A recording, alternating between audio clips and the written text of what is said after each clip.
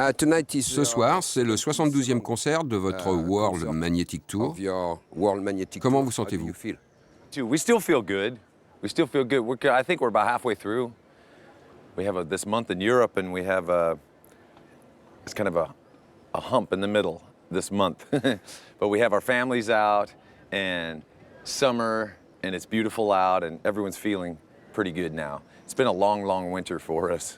It's kind of a dream to be playing a venue like this and to be actually this far into the tour on this album. It's very special for us. It still feels like we're just getting started. It's crazy. And that's a good sign too, because I'm still enjoying myself. There's been tours where 3 months into it, I've not had a good time, but that's not the case here. I'm having a great time. Every day above ground is a good day, so I guess at 45 years of age and what, 29 years into your career, every show is a good show at this point. You know, they're all gravy, so I feel good. You know, a little sore. Last couple days we've played hard in Belgium and in Germany, but you know, it's good. We've had a great year. Les titres de votre dernier album ont-ils pris une nouvelle dimension sur scène?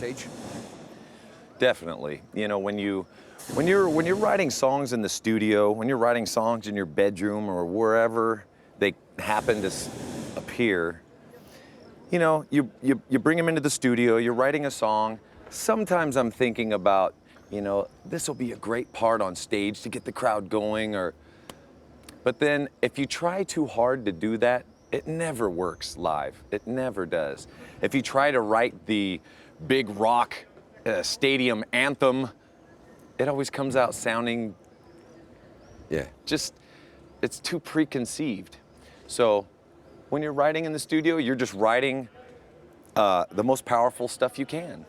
And when you come and you play live, then you figure out, okay, now I can actually sing and play this part and cheerlead at the same time. You know, some bands, they like to go into the studio and kind of have some half-worked out ideas and kind of put it together as they're going along. And then when they get on stage, the songs all of a sudden become complete.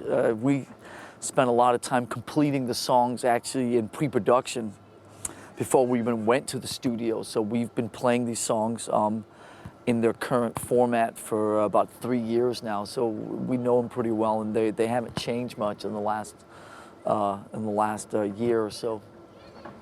One of the things that Rick Rubin actually suggested to us was to try and prepare a body of music that we could take to the stage, and I almost have that mindset that we're a new band and we're trying to win over an audience. And even in the studio, we had to perform these songs, like record these songs in a performance manner. So it was like everybody stand up live and perform these songs like you're playing them live, because that's the feel I want on this, on Death Magnetic. So even when I was cutting my bass tracks, if I was alone, I was standing up, headbanging in the studio. So everything about Death Magnetic, to me, is live. The new songs that we've been playing on stage have a tendency to just kind of like morph over time and mutate into something else. And a lot of that has to do with us thinking, oh, you know, this part's not so good. Let's play it 2 times instead of 4 times. Or, you know, let's just leave that part out because it's unnecessary. Now that really hasn't happened with the new material, which again is a good sign, because that means that they're well written and they fit our temperament as a band more. And of course, I'm always changing around the guitar solos. I can't help but change the guitar solos. That's just the way I am. I like to throw in improvisations here and there, and you know, it just kind of works for me. It keeps it really, you know, edgy and in the moment. Les super critiques de Death Magnetic, votre dernier album, vous ont-elles mis encore plus en confiance?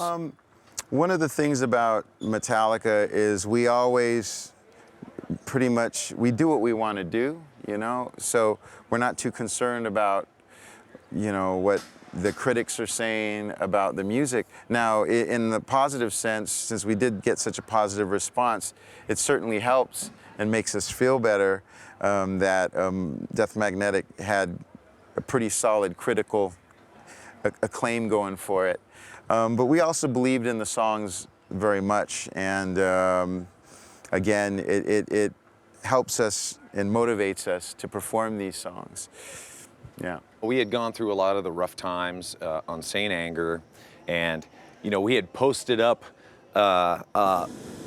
little newspaper articles saying, Metallica, it's over, and things that were all negative, things, and we kept looking at those every day, going, ha, let's prove them wrong, It was good fuel for us, and we usually work that way, but also taking the positive energy from the people saying, Death Magnetic, man, it reminds me of your earlier stuff. It's alive. It's got this youthful energy, and it feels like you guys are hungry. And that's really what we were feeling, So it worked. It worked in the studio. And then when you come out and play them live, these songs really fit in well with the early stuff. Il y a aussi la réaction du public. Oh, absolutely.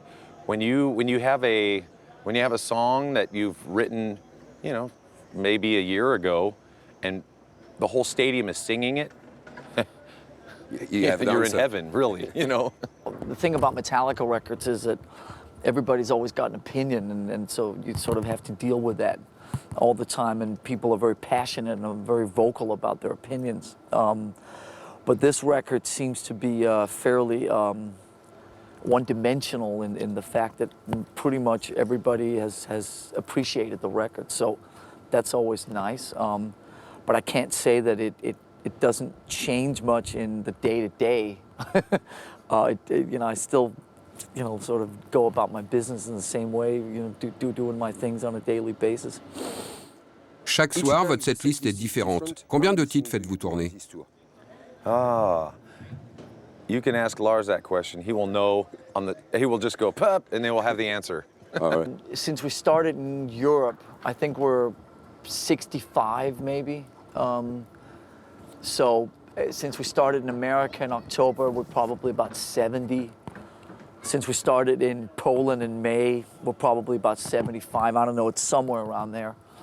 But it's good, it's fun, it keeps us alive. It's kind of fun to do the set list different every night, and it kind of makes it, I think it makes it a little more tolerable on a day-to-day basis too, because you always have to keep on your toes, you can't just fall into a kind of an autopilot thing, Rob, sur scène, vous allez souvent vers Lars. Vous avez trouvé une complicité entre vous deux? Absolutely. When we're playing live, I feel connected to him, It's almost like there's a lot of eye contact. There's a certain dynamic that goes into this music, and at least for me, as a bass player, I feel it's important to connect with him at certain moments. And also on some of these stages, they're so massive that you've got to maintain a certain eye contact, or at least a visual contact with where he's playing and his accents. The other thing is Lars, at times, he flows in certain ways and directions, and it's almost like an improvisational flow. So you want to catch that too, And there's also a lot of magic in that, I think. And, we have fun together up there. That's the most important thing. All the guys, James and Kirk and Lars, we're always having a good time up there.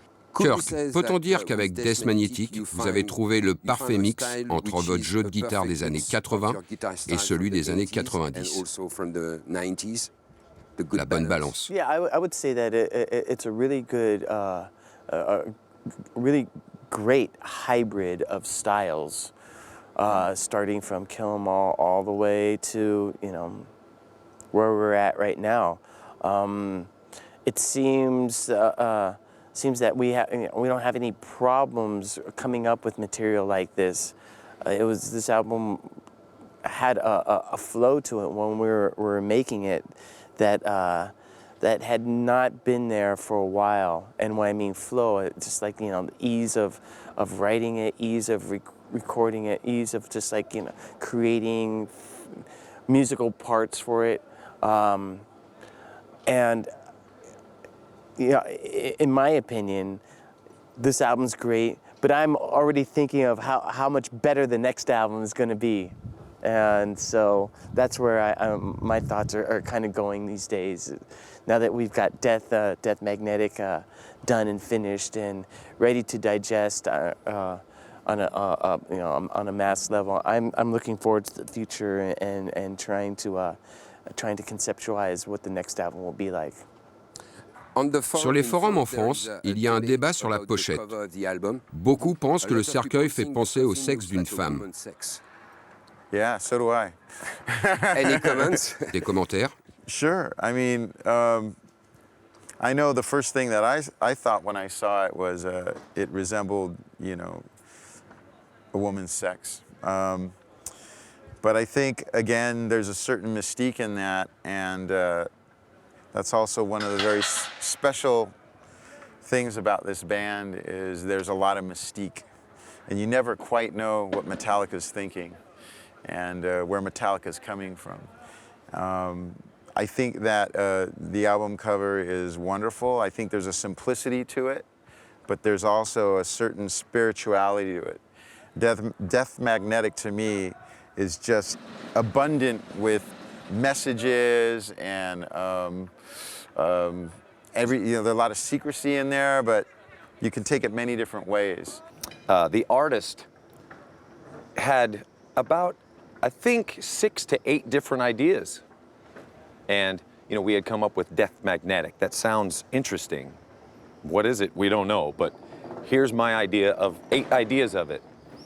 And that one captured me right away. And maybe it is because of that, but yes, the coffin with the magnet around it. I think everyone, when they first saw it, was going, hey, that looks like, I'm not gonna say it, you say it, no. And everyone was thinking that, but it's birth and death at the same time, you know? The great thing about art, as you know, is that people are free to interpret any of these things the way they want. If somebody thinks it looks like a pussy, I'm not gonna say that it's not. So I'll go along with anything. I'm easy. Ce qui veut dire que c'est une bonne pochette parce que les gens en parlent.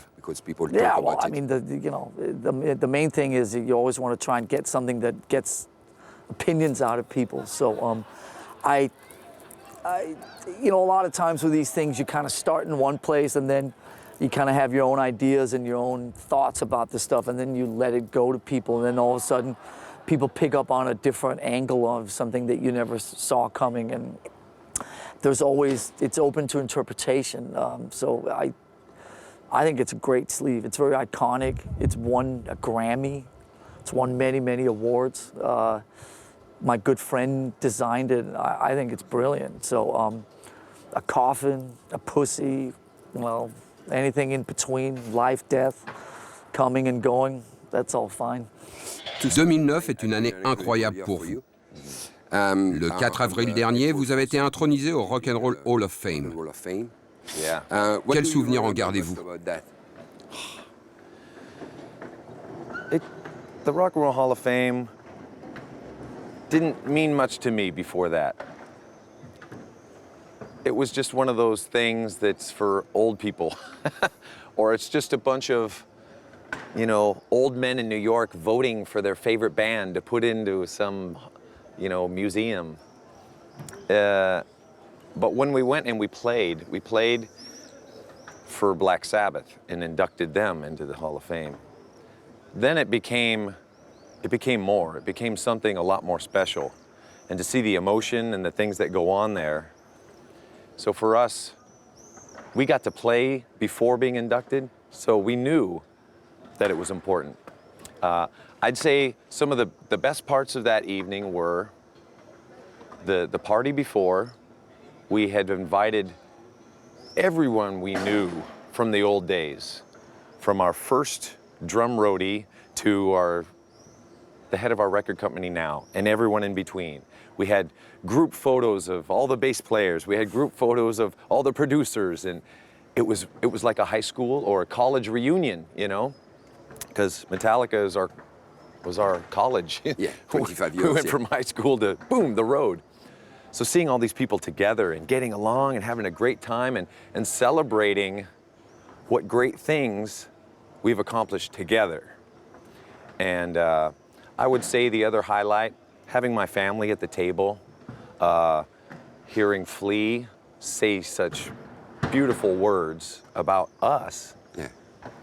And very emotional, very emotional. Seeing Cliff's father up there, you know, jamming again with Jason was fun. Yeah. I wish Dave would have been there. That would have been probably that was the only piece missing, I'd say.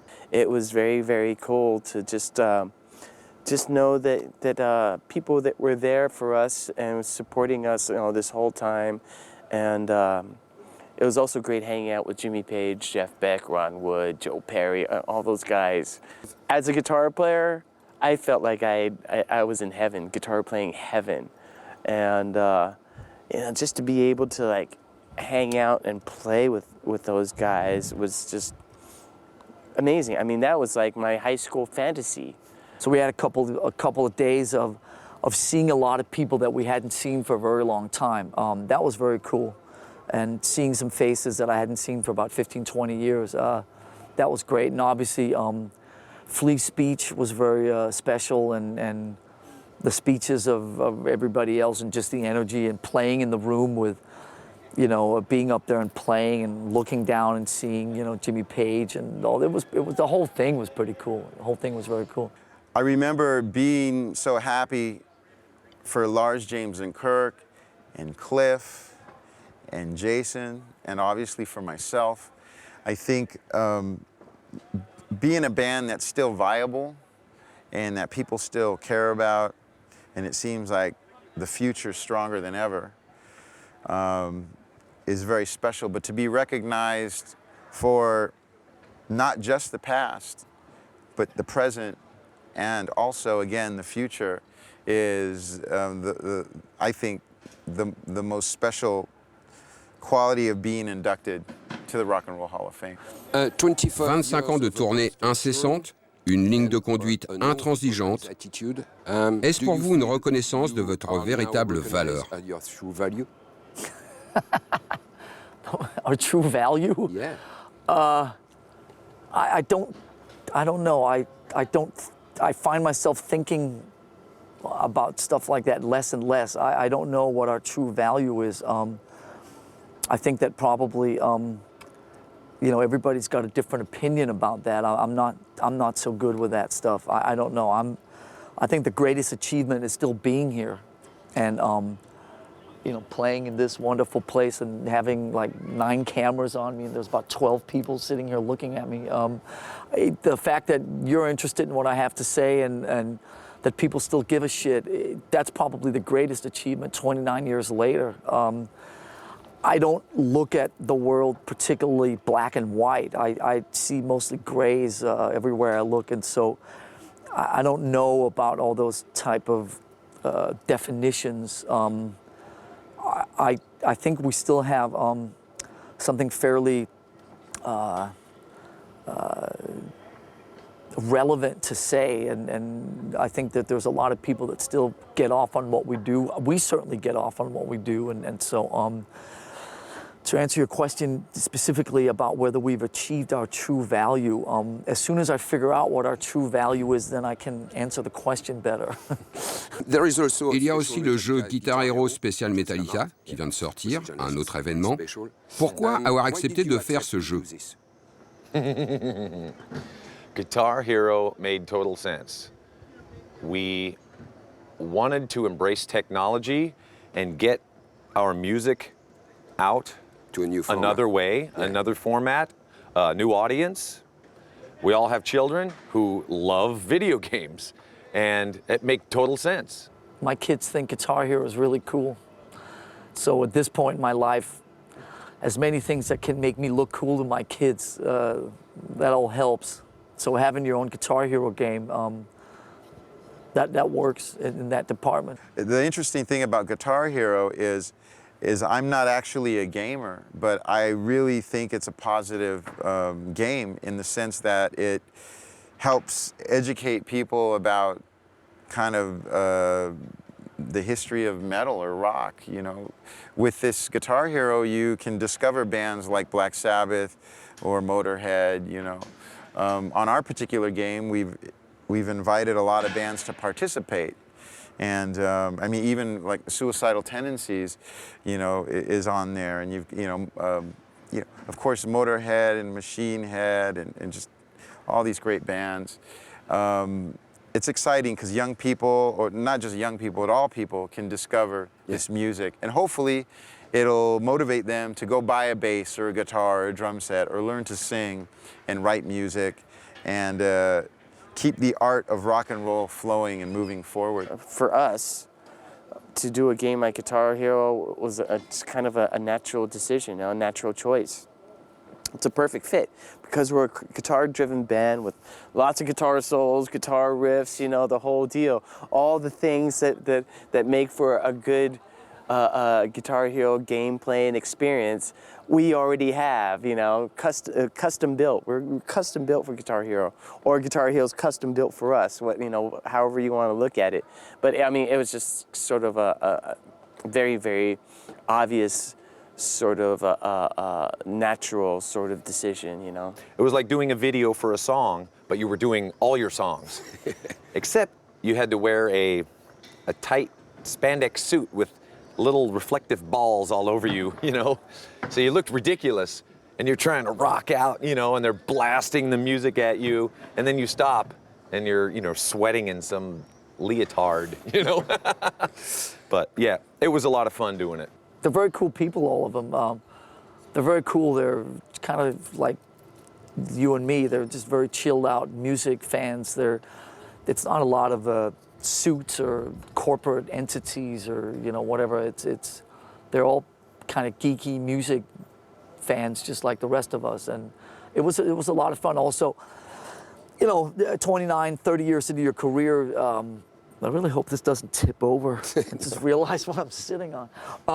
You know, 29, 30 years into your career, the fact that you can still do stuff that you haven't done, a new outlet, a new way of expressing yourself, and it's been very cool. It's been a fun year, and it's been a fun project. Vous aimez comment vous apparaissez à l'écran?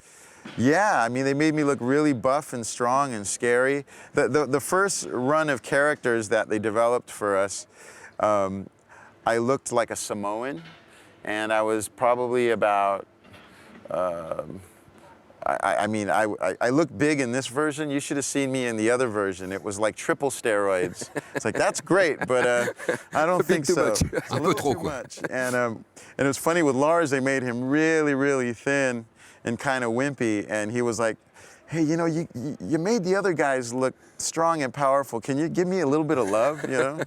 Show me something here. You can kind of make yourself into how you really think you look, or how you should look, instead of how you really look, you know. So 20% more hair, 20% more muscles, one chin less. That's a great opportunity, and it's one you don't get very often. Avez-vous essayé? I've tried it. I suck. It's terrible. I'm horrible at the guitar. I can play the drums pretty good on it, but the guitar, it's too stiff, and I'm not that way. You know? I'm better on the bass or the guitar. The drums, it's not so easy because, you know, I figured out, it took a couple of years, but I figured out that you actually, you know, when you play music with your ears. When you play video game, when you play Guitar Hero, you actually play it with your eyes. And so it took me, I couldn't understand why I wasn't very good at the drums, but I finally realized that when I play the drums on Guitar Hero, I still play with my ears, but when I play guitar, bass, I play with my eyes. And it actually makes it easier for me that way. Parlons maintenant de votre rapport avec la France. Vous rappelez-vous de votre premier concert sur notre territoire? That was in Espace Ballade in 1983, opening for Venom. February 1983. Yeah, Le 8. Huh? The 8th of February 8th. I was just going to say that, but you cut me off. Opening for Venom at Espace Ballade, the big tent outside of Paris, yes. And I could not believe that we were playing in a tent with all those people in front of the stage going crazy. And I was thinking, oh my God, they're gonna knock the tent down. And then it's gonna be real chaos. We were pretty fresh back then. We had just recorded Kill 'Em All, and I think it was our first time over in Europe. Yeah. And we had done a few shows on the East Coast. I think we had done some shows and making some money to go over to Europe. So yeah, our first times over in Europe. My very first concert in Yes. France might have been at the Élysée, I think, and it would have been with Suicidal Tendencies. Yes. And maybe it was opening for Anthrax. Actually, I think it might have been at the Zenith. Au Zénith. Yeah, with Anthrax. Maybe in '89.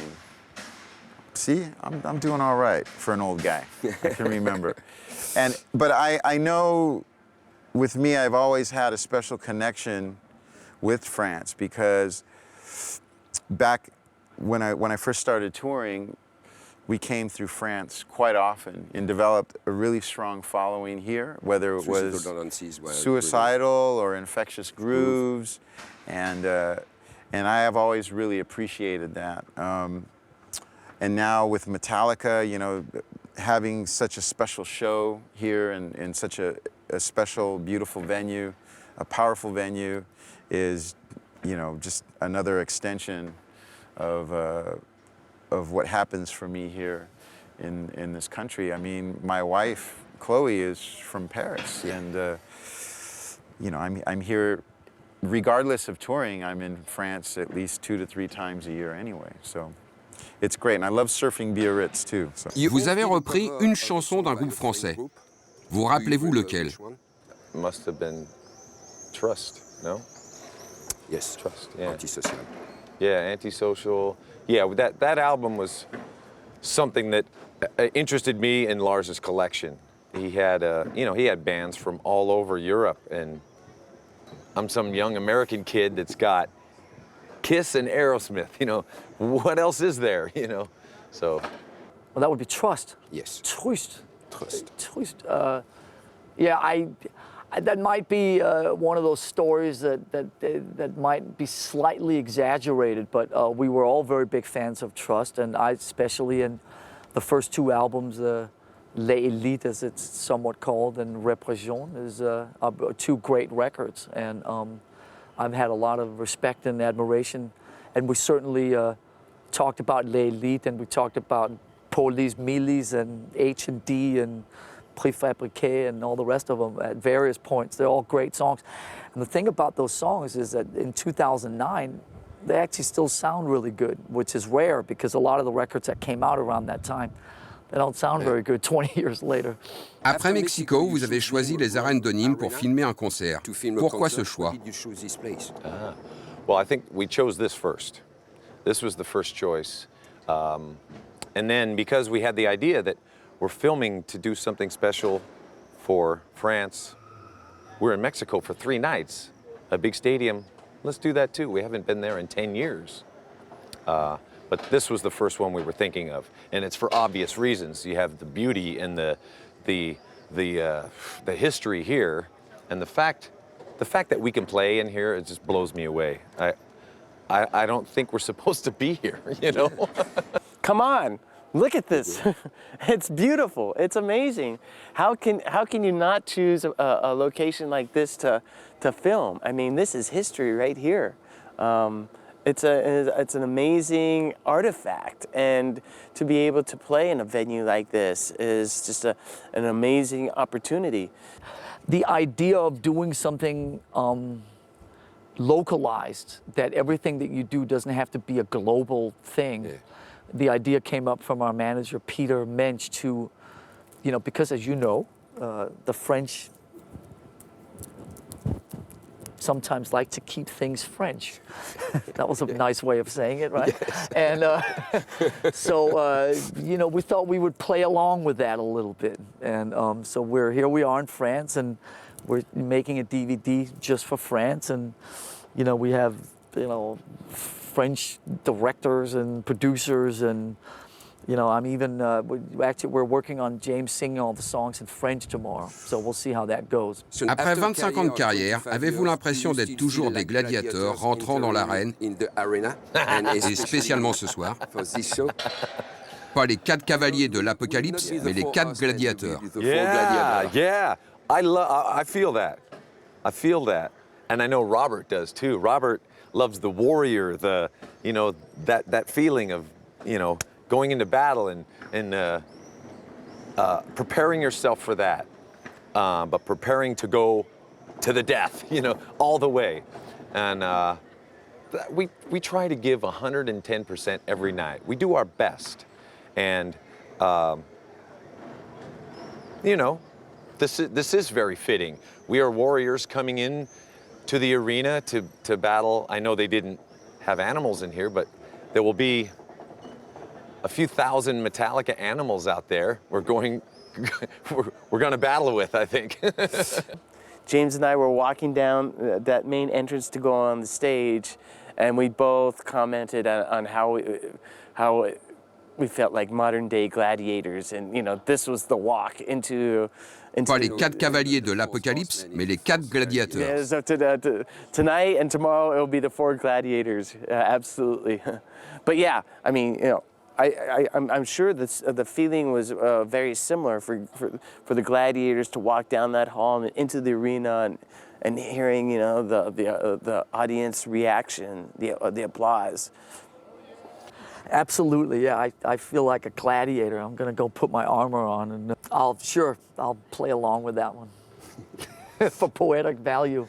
Les Français ont fait la révolution sociale le 14 juillet 1789. Vous avez créé une révolution musicale, vous, le 25 juillet 1983, avec la sortie de Kill Them All. Êtes-vous conscient de cela? No, but you know, I like the way it sounds. Yes. But you know, there were no executions in '83. No. We kicked their asses instead. We didn't want to have a job. We liked music, and we liked heavy music. And we picked out the stuff that we liked and tried to copy them. And eventually, it turned into our own style. And that's what happens. When Kill 'Em All came out, I just look at it as some sort of, you know, continuity in the sort of, you know, the bigger music picture. You know, we took a bunch of things and bands and influences and kind of made our own sound out of that. And then these records came, and other bands are taking what we did with something else. And it's all about, you know, music history, and it's all about music continuity. And I appreciate the fact that we have a particular role in that, but it's not something that I think a whole lot about. Après 25 ans de carrière, vous vous adressez à plusieurs générations de fans. La famille s'agrandit. Comment le ressentez-vous? On peut parler de 3 générations. It is unbelievable that, and it's not really up to us, as a lot of fans out there, parents that have turned on their children, or children that have turned on their parents, and have found it a kind of music that they can bond together with. You could see 3 generations at a Metallica show, and they're all having a good time. You know, one's not standing there going, oh my God, you know. They're all enjoying it, or they're enjoying at least seeing their children enjoy music. And I think that's pretty special. Over the course of the American tour and the European tour, we would consistently see younger kids in the audience. And I mean young, like, you know, 10, 11, 12. And for us, that's great, because those kids are going to be the ones who go back home, go to school, and tell all their friends about this amazing concert and an amazing band. And they're just spreading the word for us, you know, to this new generation of kids. And you know, for us, that's fantastic. That means that the legacy of the music is gonna, you know, it's gonna move to this generation that's coming up now, and I think it's wonderful. And I always say this: my hope is that we're inspiring future musicians who are gonna go on and make the music of the future, the music that I want to hear in the future. You know, we used to have a saying in Metallica that, you know, these people are so young they weren't around when Kill 'Em All came out. Now it's these people are so young they weren't around when the Black Album came out. So pretty soon we'll be able to say these people are so young they weren't around like when, you know, S&M came out. So it's pretty cool that there's so many young ones. It's sort of like a revolving door. You know, people just keep coming and going. But there certainly are a lot of young kids that still show up, and obviously that's pretty special. Metallica vous appartient-il encore? I think it is us. Et une grande famille. Yeah, you know, we have worked very hard to make it real, keep it real, make it music that we like to listen to and play. We write for ourselves, and you have to do that. And the fact that other people see that you mean it, that's pretty important. And